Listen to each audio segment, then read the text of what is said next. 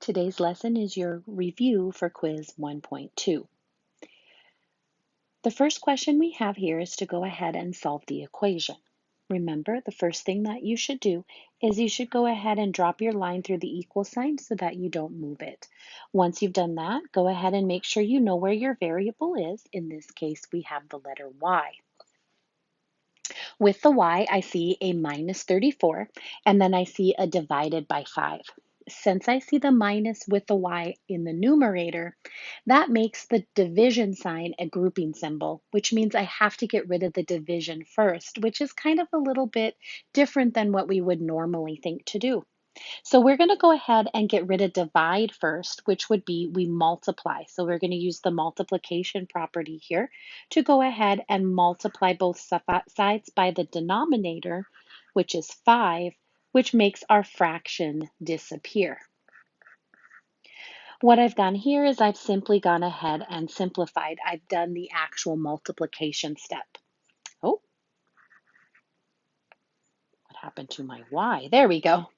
Now I'm going to go ahead and I'm going to get rid of that 34 that's next to the y. It is minus, so I'm going to go ahead and add. It is subtraction minus, so I'm going to go ahead and add 34 to both sides. I'm going to go ahead and subtract this, add these two together to get negative 76, and this is my solution. I could go ahead and put this into a calculator to double check my answer. Let me go ahead and pull one up for you right now. I'm going to go ahead and make a fraction in my calculator by using a parentheses.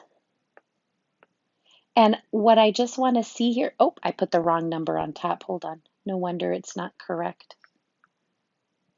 Minus 34, there we go, divided by 5. And notice I do get negative 22 over there on the right side of our screen, right above the widget, right above the wrench. All right. Our next question is asking us to solve once again. This time we see a little bit more terms on both sides. I'm noticing an x here, an x here, and an x there. I'm also noticed as I went through, I see some parentheses. So this means I am going to have to distribute first. This first one, no problems there. You guys are going to do just fine. I don't know what's happening. There we go. And we're just going to go ahead and do the distributive property. The reason I'm putting a plus 2 is because negative 2 times minus 1, which makes it negative 1, does become a positive 2. Now, I also need to distribute here as well because the negative sign has a sneaky invisible 1 with it. So I'm going to have to go ahead and distribute that negative 1 to both the x and to the minus 9, which makes it plus 9. And then I'm going to add the subtraction by 7x. I'm going to come back in and I'm going to put all of my x's back again. What I'm noticing is I have 1x over here on the left side of my equation, and I have 2 x's over here on the right side of my equation. So the next thing I'm going to do is I'm going to combine these two together because they are together on the right side. I cannot combine them with this x because it's on the left side. I can combine them together once they're all on the same side. So my two options are to combine these and then move them, or I could move them both separately. But I'm going to go ahead and I'm going to combine them in this next step because that might tell me which x to go ahead and move. Negative 1 minus 7 would be negative 8x, and then I still have my plus 9. Now I have an x on both sides. I'm going to decide which x to move. Remember, it's always best to move the smaller of the two x's, but you really can't be wrong. You could move either one. Now, if you forget that negative 18 is actually smaller, that's okay. You can move the 8. All it's going to do is cause a negative x value versus a positive x value for your coefficient of x. No big deal. It's still going to get the job done. It's still going to get you your correct answer. So I've chosen to move my x over here to the right-hand side, which we don't normally see, but it's still fine. I'm going to go ahead and have to decide now between getting rid of the 10 or getting rid of the 9 first. That's why I highlight the X.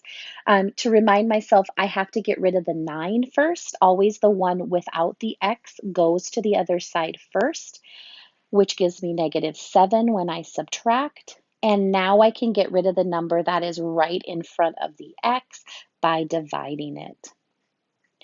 Remember, I want to go ahead and put 7 divided by 10, sorry, -7 divided by 10 into my calculator just to make sure that it is in its reduced form. It is, so I'm going to go ahead and leave it as -7/10. Once again, I could go back to my calculator and I could plug that answer in for the x's in the original equation to see if they both give me the same answer.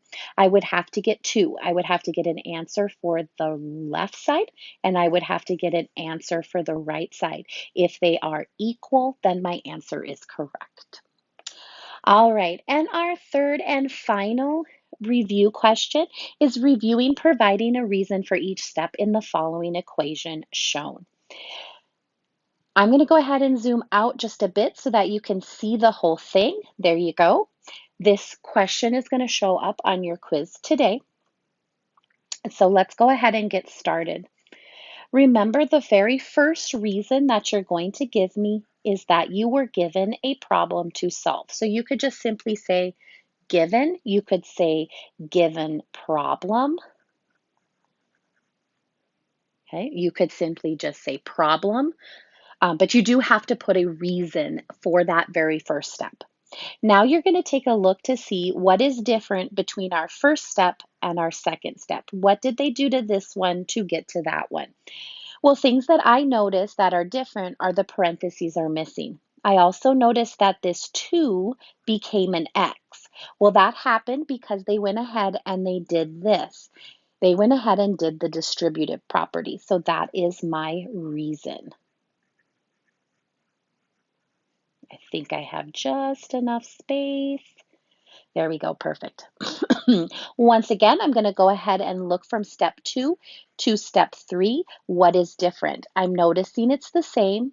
I'm noticing the same. I'm noticing the same. The different pieces on both sides, oh, that's the same. The different pieces on both sides are these -2x's. If I can go ahead and subtract the same thing from both sides, I have gone ahead and done the subtraction property.